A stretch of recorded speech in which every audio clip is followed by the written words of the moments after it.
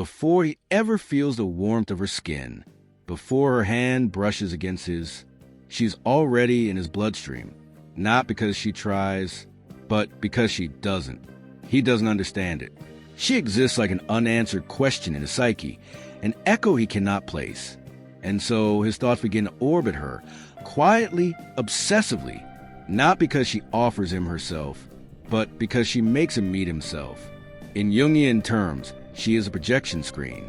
The anima, his inner feminine, cast outward onto her form. She reflects not who she is, but who he is not yet whole enough to claim. He sees something sacred, unreachable, not because she pretends, but because she simply is. Her energy doesn't chase, doesn't demand. It receives, with quiet dignity, the type that makes a man realize he is not enough for her. Not yet. And so begins his obsession, to become worthy of the reflection she unintentionally offers. She becomes a storm his ego cannot calm, the silence his noise cannot drown. She knows something he doesn't. That obsession is born not in touch, but in what is untouched. The untouched space where a man projects his longing, his mother wounds, his unhealed fears, his unfinished boyhood. She is not interested in his chase, only in his consciousness, and that is where her power lives. This woman doesn't perform. She doesn't decorate herself with desperation. She is magnetic not for what she gives, but for what she denies. And yet, she denies nothing. She simply chooses. And choice, real choice, is a mirror to the masculine, because he has never seen boundaries wrapped in grace, never seen restraint wrapped in allure. She evokes the ache of mystery. She doesn't explain herself, and so he is left filling in the blanks. And in those blanks, he pours his obsession. It is not her beauty that consumes him, but the way her absence lingers longer than most people's presence. He begins to lose control, not because she took it, but because she never asked for his.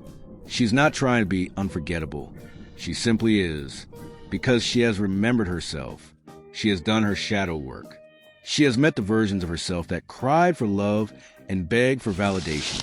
She no longer needs to be needed, and so she becomes wanted, deeply, unbearably, uncontrollably, because in a world addicted to noise, her inner stillness is violent, disarming, unfair. He begins to associate her with peace, the kind he never knew he was starving for. She becomes a portal to the divine feminine, but not the gentle kind. The kind that destroys illusions, that tears the boy from the man, that makes him question his worth, then forces him to build it.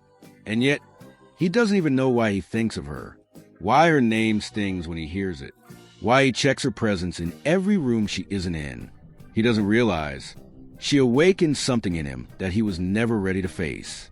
The wild, the sacred, the silent, a woman who becomes his obsession, doesn't touch his body. She touches his archetypes, and once that happens, no amount of physical intimacy can compete with the imprint she's already left on his soul. Before she ever touches him, he is already hers. But she was never his. Not really. Not ever. And that is where the obsession begins.